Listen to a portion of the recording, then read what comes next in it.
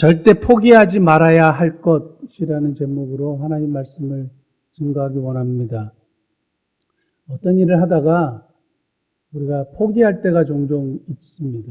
아마 인생을 살아가면 이런 일들을 여러 번씩 경험하게 되는데요. 아마 여러분들도 인생을 살아오면서 포기하고 싶고 앞뒤가 꽉 막혀서 어떻게 할지 모를 때 이런 경험이 있었을 거라고 생각합니다. 상황이 너무 힘들고 진퇴양난이라는 말처럼 앞으로 갈 수도 없고 뒤로 갈 수도 없고 그런 극심한 상황에 몰렸을 때 사람은 보통 두 가지 선택을 한다고 합니다. 첫째는 포기하는 거죠. 포기하는 것. 둘째는 살아내는 것. 또는 앞으로 나아가는 것. 포기하거나 앞으로 나가거나 둘 중에 하나예요. 지금도 세상을 이렇게 쭉 보면 포기하는 사람들이 종종 이렇게 매스컴에 등장합니다. 자기가 볼 때는 길이 없다고 생각하는 거죠.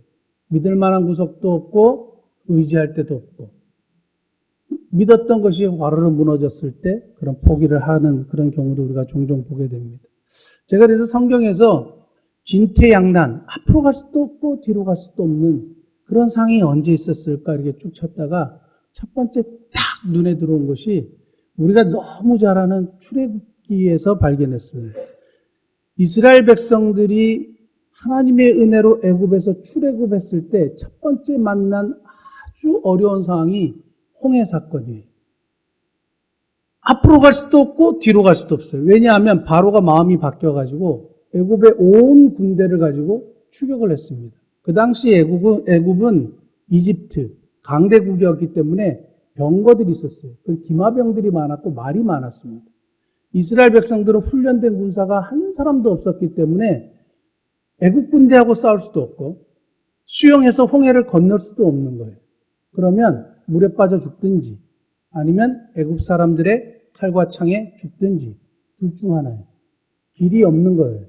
진퇴양난인 거죠. 근데 그러니까 이 이스라엘 백성들이 뭐라고 얘기했냐면 왜 우리를 굳이 노예 생활하는데 끄집어내가지고 이렇게 우리를 여기서 비참하게 죽게 하느냐 이제 원망 섞인 소리가 나오는 겁니다. 뭐 당연할 수 있겠죠. 길이 안 보이니까요. 그때 모세가 기가 막힌 얘기를 하는데 다시 한번 우리 한번 살펴보면 좋겠습니다. 출애굽기 14장 11절 12절 그들이 또 모세에게 이르되 이스라엘 백성들이 불평하는 얘기입니다. 애굽에 매장지가 없어서 당신이 우리를 이끌어내어 이 광야에서 죽게 하느냐 어찌하여 당신이 우리를 애굽에서 이끌어내어 우리에게 이같이 하느냐 12절 우리가 애굽에서 당신에게 이른 말이 이것이 아니냐 이르기를 우리를 내버려 두라 우리가 애굽 사람을 섬길 것이라 하지 아니하더냐 애굽 사람을 섬기는 것이 광야에서 죽는 것보다 낫겠노라. 당연한 얘기인데 이러한 반응에 모세가 뭘 이야기하는지 한번 보십시오. 13절 모세가 백성에게 이르되 너희는 두려워하지 말고 가만히 서서 여호와께서 오늘 너희를 위하여 행하시는 구원을 보라. 너희가 오늘 본 애굽 사람을 영원히 다시 보지 아니하리라. 이게 무슨 말이냐 하면 길은 하나도 안 보이고 앞으로 가면 물에 빠져 죽고 뒤로 가면 애굽 사람인데 죽는 상황인데 하나님이 하시는 일을 보라는 거예요. 뭐라고 얘기하냐면 믿음을 가지라는 거죠. 하나님에 대한 믿음을 포기하지 말고 하나님에 대한 믿음을 끝까지 유지하고 있고 하나님을 믿어라 이거죠. 다른 것은 필요 없고 하나님을 믿어라. 그리고 하나님이 하시는 일을 보라. 이렇게 얘기했을 때 결국에 하나님께서 모세에게 지팡이를 내밀어 홍해를 이렇게 가리키라고 얘기하니까 말도 안 되는 일이 벌어진 거죠. 그러니까 이렇게 얘기하는 겁니다. 인간의 능력으로 아무것도 할 수 없을 때, 인간의 힘으로 아무것도 할 수 없을 때 하나님이 일을 하시는데 그때 요구되어지는 것이 믿음이다. 다른 길은 아무것도 없는데 유일한 길이 하나 있다. 그게 믿음의 길이다. 사랑하는 성도 여러분, 우리가 절대 포기하지 말아야 될 것이 뭐냐? 믿음인 거예요. 어떤 상황 속에서도 앞으로 갈 수도 없고 뒤로 갈 수도 없는 이런 상황 속에서도 절대 놓치지 말아야 할 것이 뭐냐? 믿음이에요. 이것을 오늘 제가 여러분들하고 함께 나누고 싶습니다. 믿을 것이냐 아니면 돌아갈 것이냐. 이스라엘도 여기에 딱 멈춰선 거예요. 믿을 것이냐 돌아갈 것이냐. 앞으로 나갈 수는 없잖아요. 그럼 뒤로 가서 싸우는 수밖에 없는데 절대 싸움이 안 되는 싸움이죠. 믿을 것이냐, 돌아갈 것이냐. 여러분, 사랑하는 성도 여러분, 우리가 어떤 진퇴양난의 어떤 상황을 맞이했을 때 우리도 똑같은 선택을 하는 거예요. 믿을 것이냐, 돌아갈 것이냐. 여러분, 무엇을 선택하시겠습니까? 저는 하나님께서 광야 생활로 들어가기 전에 하나님이 믿음의 훈련을 하셨구나. 믿음을 그들에게 가르쳐주고 싶으셨구나 라는 것을 새삼 깨닫게 됐어요.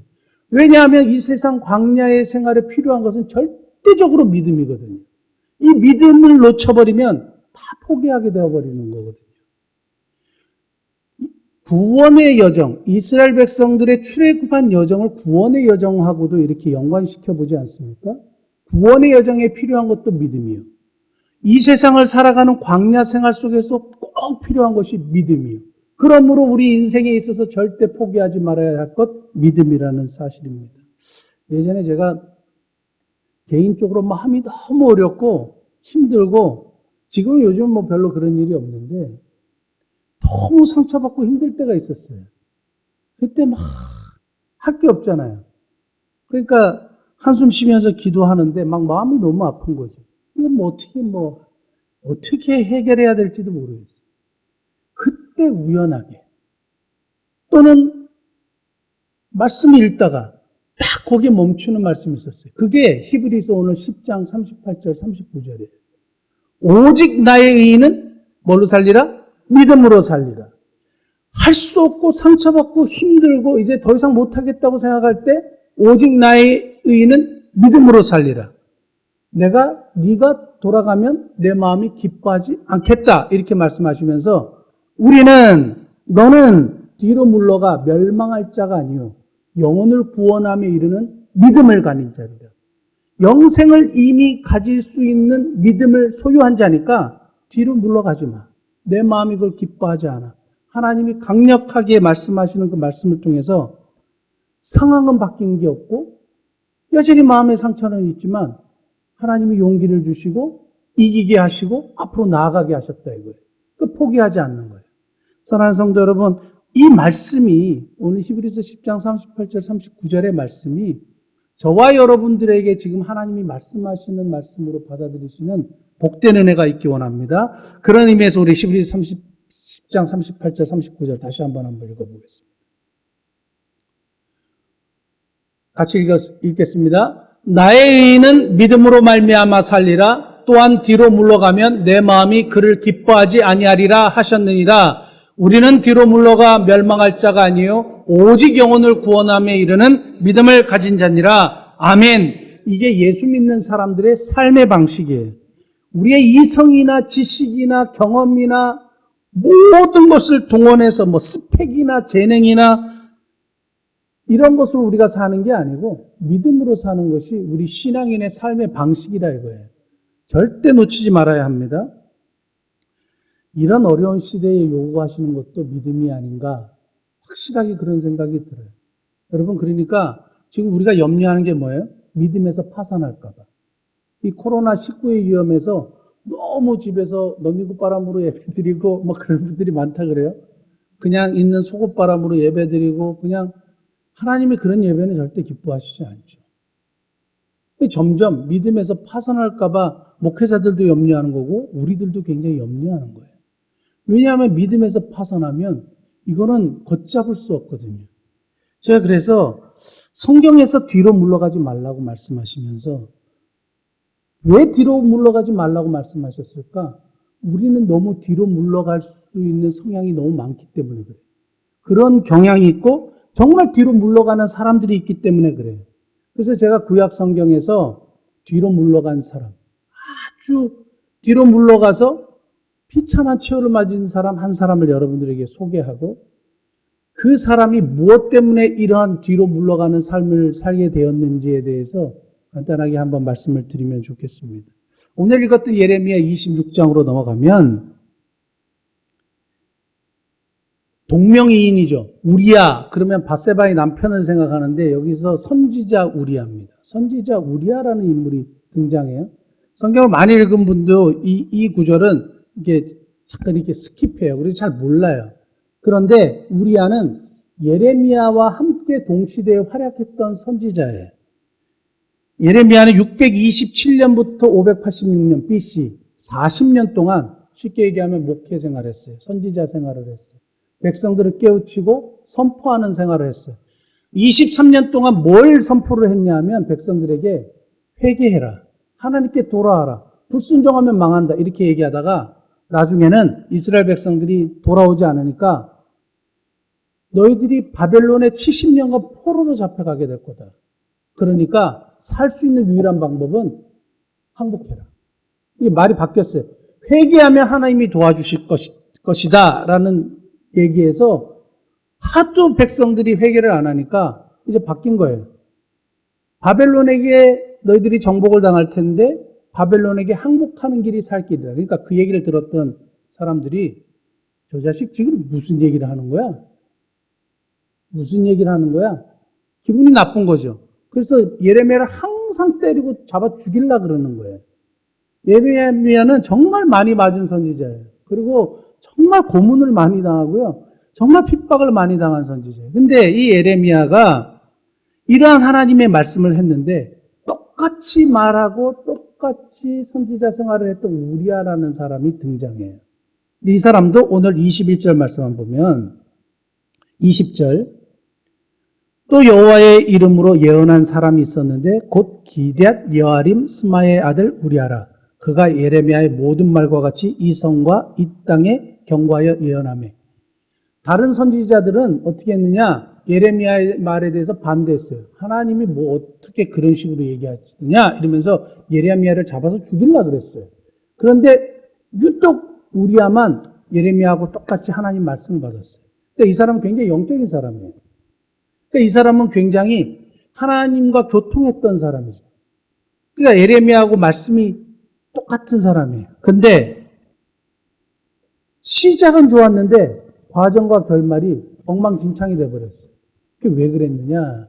믿음으로 시작했다가 믿음을 잃어버렸어요. 상황과 환경으로 통해서 믿음을 잃어버렸어요. 그래서 이 우리아라는 선지자는 더 이상 쓰임을 받지 못하고 하나님보다 세상을 선택함으로 비참한 죽음을 맞게 돼요. 그거를 우리에게 상징적으로 보여줘요. 예레미야 26장은 우리아 이야기를 빼도 전혀 문제가 없어요. 그런데 하나님이 우리아를 소개시켜 주시면서 아주 중요한 메시지를 하나 하십니다. 이게 굉장히 상징적인 내용이에요. 그 얘기를 제가 좀 하려고 그래요. 자, 믿음을 포기했기 때문에 우리아는 이런 결말을 가지게 됐는데 믿음을 상실하고 믿음을 포기했을 때 세 가지 특징이 있어요.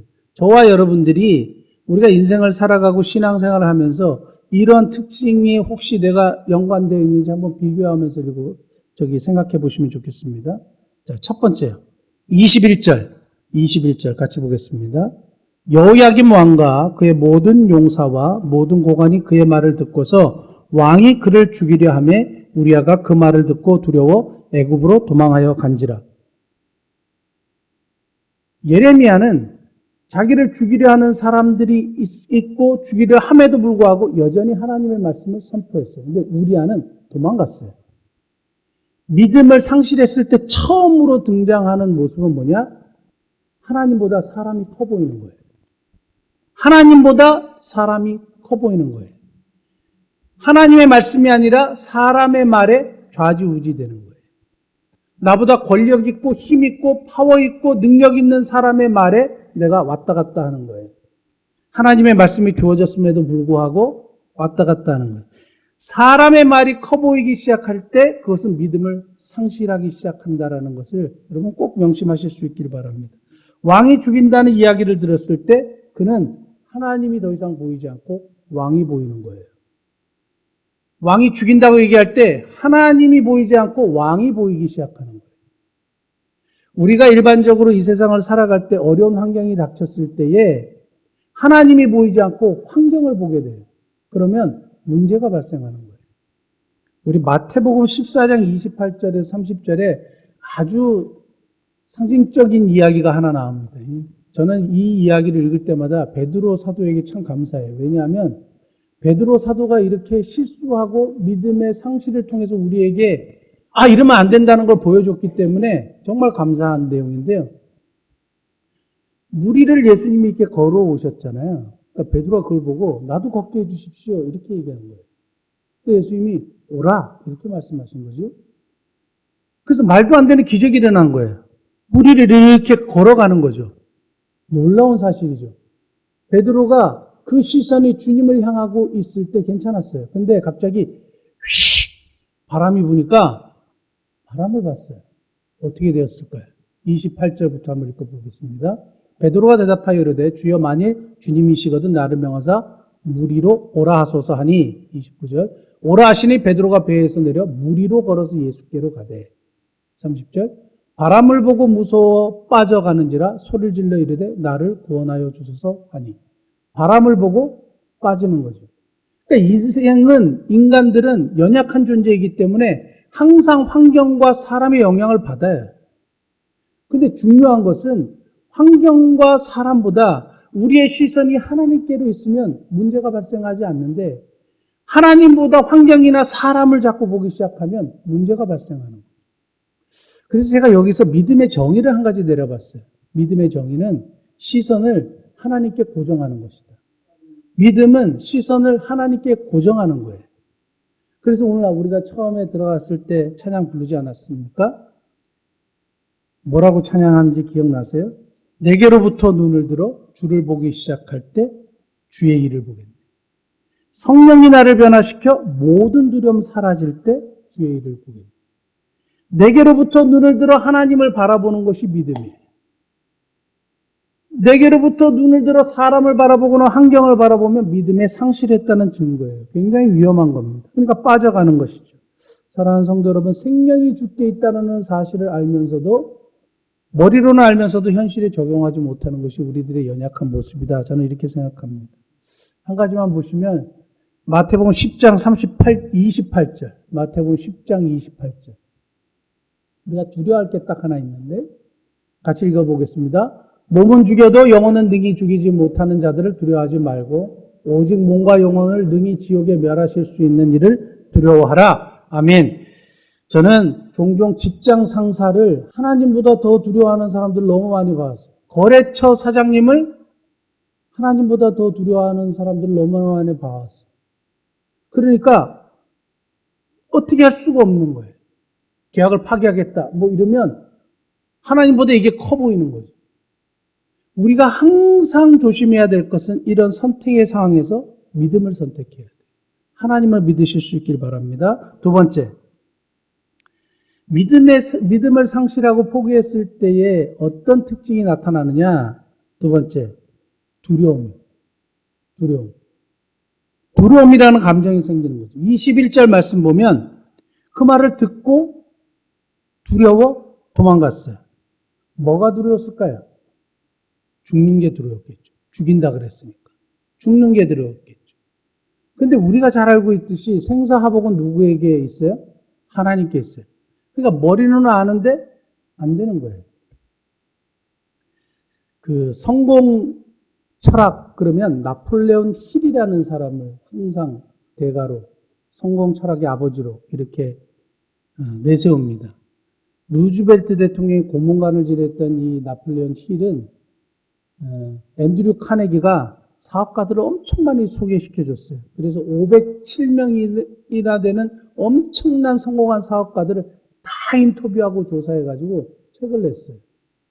그래가지고 성공에 대한 것을 집대성한 인물이 나폴레온 힐이라는 사람이에요. 근데 이분이 성공에 대한 것을 조사하다가 연구하다가 사람들은 누구나 성공하고 행복하고 싶은데 그것을 방해하는 두려움이 있다는 사실을 발견했어요. 모든 사람이요. 그 7가지 두려움이 있는데 여러분은 이 두려움에 해당하는지 한번 적용해 보십시오. 첫째, 가난에 대한 두려움이에요. 가난에 대한 두려움. 근데요, 지금 우리가 가난해지면 얼마나 더 가난해지겠습니까? 지난주에 제가 말씀드렸듯이 판잣집으로 다시 가시겠어요? 지금 판잣집도 없어요. 판잣집 10채의 화장실, 푸세식 화장실 하나, 그런 집으로 우리가 다시 갈 수 있을까요? 그러지 않아요. 아무리 그래도 그렇게 가난해지지는 않겠죠. 지난번에 이렇게 아내하고 지나가는데 벤틀리 최고급 승용차가 탁 지나갈 때 제가 우리 아내도 저런 차 한 대 타야 되는데 이런 얘기를 했더니 내가 기가 막힌 얘기를 했어요. 천국에 가서 타죠, 뭐. 천국은 더 좋은 게 있다, 이 말이죠. 그 믿음의 고백이죠. 이 세상에 조금 가난하게 살면 좀 어때요? 빈궁에 처할 줄도 알고 풍부에 처할 줄도 알고. 천국은 진짜 좋은 곳이거든요. 저는 그건 확실합니다. 목에 칼이 들어와도 그건 뭐 확실하게 믿는 거예요. 이건 믿어요. 죽으면 반드시 천국 가고 천국은 정말 좋은 곳이고 우리가 상상할 수 없는 곳이다. 저는 그렇게 믿어요. 두 번째 사람들이 두려워하는 게 뭐냐? 외모와 나이 들음의 두려움이래요. 외모와 나이 들음에 대한 두려움. 혹시 나이 드는 거 두려우세요? 그런 분들이 종종 있는데 잠언 16장 31절 보면 기가 막힌 말씀, 저 이 말씀 너무 좋아하는데요. 백발은 영화의 면류관이라. 백발은 영화의 면류관이라. 혹시 염색하신 분들은 오해하지 마십시오. 저는 염색 안 하려고요. 백발은 영화의 면류관. 나이 드는 것이 영화의 면류관이에요. 정말 멋있을 것 같아요. 앞으로 또 이 설교를 듣고 염색 안 하고 허옇게 뭐 이렇게 오실 수도 있겠지만, 백발은 영화의 면류관이 나이 들면요, 멋있는 거예요. 이게 두려움이 아니라고. 그러니까 자꾸 세상은 이런 것들을 자꾸 두려워하게 해요. 나이 들면 멋있는 겁니다. 세 번째요. 사랑하는 사람을 잃는 일에 대한 두려움. 사랑하는 사람을 잃을 수 있죠. 근데 그게 내 힘으로 막을 수 없잖아요. 인력으로 불가능한 걸 왜 걱정하고 염려하고 근심해요? 그때 좀 슬퍼하겠죠. 그 다음에요. 다른 사람의 비난에 대한 두려움이요. 네 번째는 다른 사람 비난에 대한 두려움이에요. 다섯 번째요. 질병에 대한 두려움이요. 질병에 대한 두려움. 이 부분에 대해서 제가 할 말이 있는데 조금만요. 여섯 번째. 자유의 상실에 대한 두려움이요. 자유의 상실에 대한 두려움이요. 일곱 번째. 죽음에 대한 두려움. 오늘 우리아처럼 죽음에 대한 두려움. 근데 많은 분들이 질병에 대한 두려움을 참 많이 가지시는 것 같아요. 제가 지난 8월 11일에 제가 광고 시간에 여러 번 얘기했지만 서울 척병원의 사장 되시는 김 집사님으로부터 건강검진을 선물 받았어요. VIP로 이렇게 해주셔가지고 정말 잘 건강검진을 받았는데 상복부 초음파를 했거든요. 상복부 초음파를 했는데 이분이 되게 잘 봤나 봐요. 뭐가 보인대요. 그래서 의사 선생님이 CT를 한번 찍어보자고. 그래서 한참 후에 가서 CT를 찍었어요. CT를 찍었더니 췌장에 뭐가 있대요. 그래서 큰 병원 가셔서 검사를 받으셔야 되겠다. 그래서 아산병원에 예약을 해주셨어요. 그래서 아산병원에 갔더니 의사 선생님이 MRI를 찍어보세요. 그래서 MRI를 50분 동안 찍었어요. 저는 MRI가 그렇게 힘든 건지 처음 알았어요. 그래서 폐쇄공포증이 있는 분들은 MRI를 못 한대요. 그래서 50분 동안 찍고, 그래서 며칠 후에 검사 결과를 보러 갔는데, 의사 선생님이 뭐라 그러냐면, 스티브 잡스가 걸린 병에 걸리셨어요. 이러는 거예요. 스티브 잡스는 췌장암이거든요. 그게 이제 췌장 신경 내분비 종양이라는 거예요. 근데 크기가 1.577cm라 작대요. 작대요. 근데 이게 양성인지 음성인지 모르는 거예요. 그래서 11월 4일 날 제가 병원에 입원해서 조직검사 받기로 했는데요. 아내하고 제가 이걸 딱 보고 뭐라 그랬을 거예요. 진짜 하나님께 감사했어요. 거짓말인 것 같으시죠? 그냥 하나님께 너무 감사했어요. 헌금을 좀 많이 하고 싶었는데 헌금을 많이는 못했어요. 그냥 감사의 표현으로 헌금을 드렸어요. 감사한 거예요. 이게 그냥 지나가가지고 나중에 보니까 이거는 뭐 손을 쓸 수도 없는 거예요. 그래서 제가 의사 선생님한테 그걸 그냥 톡 이렇게 떼면 안 되나요? 그랬더니 해필 또 그게 머리에 있어가지고 머리에 있는 거는 12지장하고 다 드러내야 된대요. 다 드러내요. 그래서 새벽에 들어가면 저녁에 나오는 수술이 이 수술이래요. 또 해필 또 이렇게 췌장에 걸리는 거예요. 보십시오. 거꾸로 보면 왜 해필 췌장이야? 왜 해필 또 그 많은 것 중에 거기에 종양이야? 이럴 수 있잖아요. 근데 우리가 포기해야 될 것이 뭐예요? 포기하지 말아야 될 건 뭐예요? 믿음이에요. 그러니까 생명의 주관자가 하나님이시잖아요. 그러니까 하나님이 하실 수도 있고 데려가실 수도 있고 악하실 수도 있고 안 할 수도 있고 그러니까 이제 제가 열심히 잘 해야 되겠죠. 막 이제 야식 같은 거 막 먹고 막 난리를 치고 그러면 안 되겠죠. 그러니까 조심해야 되는 거예요. 믿음의 상실이 있을 때 사람들이 이런 걸 두려워하는 거예요. 다행히 제가 이렇게 대비해 봤더니 저는 믿음은 많이 상실하지 않는 것 같아요. 여전히 하나님에 대한 믿음은 확고한 것 같아요. 여러분 이거 놓치면 안 돼요. 그러면 절망하겠죠. 막 눈물 흘리겠죠. 뭐 어떻게 막 이러겠죠. 그럴 필요가 전혀 없어요. 여러분 신앙 고백하십시오. 생명의 주관자는 하나님이세요. 그거 믿고 이때까지 왔는데 왜 자꾸 두려워하세요? 저는 질병 가지고 막 두려워하는 분들을 주변에서 너무너무 많이 봤지만 그 두려워한다고 해결될 문제가 아니죠. 두려움은 언제나 하나님께로부터 오는 것이 아니라 사탄으로부터 와요. 항상 두려움은 믿음이 부재될 때, 믿음이 상실될 때 찾아오는 거예요. 사랑하는 성도 여러분 믿음을 절대 포기하지 않고 잃어버리지 않으실 수 있길 바랍니다. 마지막 세 번째는 믿음을 상실하게 되면 감정으로 선택해요. 믿음을 상실하게 되면 감정으로 선택하게 된다는 거예요.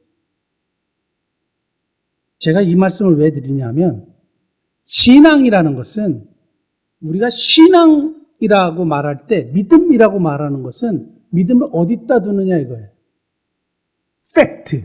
이게 3F라 그래요. 3F. 처음에 팩트요. 사실, 진리이신 말씀, 살아계신 하나님, 생명의 주관자 되시는 하나님, 그 하나님, 예수 그리스도가 나를 위해 십자가 못 박혀 죽으시고 부활하신 사실을 통하여만 구원받을 수 있다는 이 구원의 진리, 이 팩트, 사실, 여기에다가 faith, 믿음을 두는 거예요. 믿음을 두는 거예요. 그 다음에 feeling, 느낌, 경험, 은혜, 감정이 따라오는 거예요.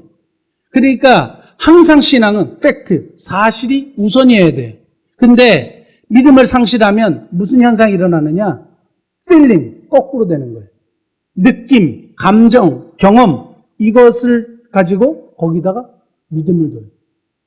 그러니까 feeling, 다음에 faith, 믿음이 되는 거고 이렇게 되는 거죠. 그러면 문제가 생기는 거예요. 절대적으로 감정으로 선택하면 잘못된 선택을 하게 됩니다. 두려움이란 감정으로 선택하니까 뭘 선택했느냐? 애굽을 선택했어요. 왜냐? 애굽은 여호람 왕보다 강하거든요. 애굽은 여호람이 가지고 있는 군대보다 훨씬 더 큰 군대를 가지고 있거든요. 근데 성경은 애굽을 상징적으로 세상으로 이야기합니다. 한번 찾아볼까요? 이사야 31장 1절. 이사야 31장 1절. 도움을 구하러 애굽으로 내려가는 자들은 화 있을진저. 도움을 구하러 애굽으로 내려가는 자들은 화 있을진저. 그들은 말을 의지하며 병거의 많음과 마병의 심히 강함을 의지하고 이스라엘의 거룩하신 일을 앙모하지 아니하며 여호와를 구하지 아니하나니. 세상을 의지하는 자의 특징은 하나님을 구하지 않아요. 그러니까 세상의 강함에 의지해요. 그러나 결국 우리 안은 이 애굽의 강함이 지켜주지 못했어요. 거기서 끌려 나오죠. 그리고 죽음을 당하게 돼요. 자, 23절 한번 볼게요. 그들이 우리아를 애굽에서 연행하여 여호야김 왕에게로 그를 데려오매 왕이 칼로 그를 죽이고 그의 시체를 평민의 묘지에 던지게 하리라. 여기 평민의 묘실은 가족의 근본을 알 수 없는 사람들을 이렇게 막 매장했던 곳이고 쓰레기, 온갖 폐물 쓰레기를 다 갖다 버렸던 것이 역사적으로 보면. 그러니까 우리아의 죽음이 너무 안 된 죽음이 된 거예요. 믿음의 상실의 결국은 이러한 상황에 처하게 되는 겁니다. 그런데 기가 막힌 말씀 24절이에요. 24절. 믿음을 포기하지 않고 하나님에 대한 신뢰를 포기하지 않았던 예레미야는 24절 같이 봅니다. 사반의 아들 아이감의 손이 예레미야를 도와주어 그를 백성의 손에 내어주지 아니하여 죽이지 못하게 하니라. 24절에 빠진 단어가 하나 있어요. 야크라는 히브리어 단어인데요. 오히려, 그러나 이런 뜻이에요. 그러나 믿음을 상실했던 우리아는 죽었지만 그러나 예레미야는 사람의 손이 도와주게 해서 보호받게 되었다. 이 얘기예요. 믿음을 포기하지 않았던 사람은 하나님이 보호하신다 이 말입니다.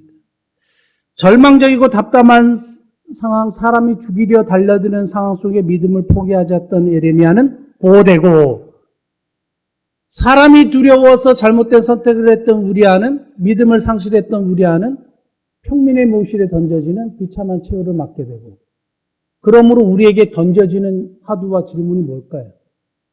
끝까지 믿음을 고수하라는 거예요. 사랑하는 성도 여러분, 믿음이 이 땅을 살아갈 때 우리에게 절대 필요한 겁니다. 절대 포기하지 말아야 될 것이 뭐라고요? 믿음이에요. 믿음은 시선을 하나님께 고정하는 겁니다. 믿음은 하나님을 기쁘시게 하는 것이고, 믿음의 결국은 구원이요, 보호받는 것입니다. 우리가 이 땅을 살면서 이 믿음만큼은 포기하지 않는 하나님의 백성 되시기를 예수님으로 축복합니다. 기도하시겠습니다.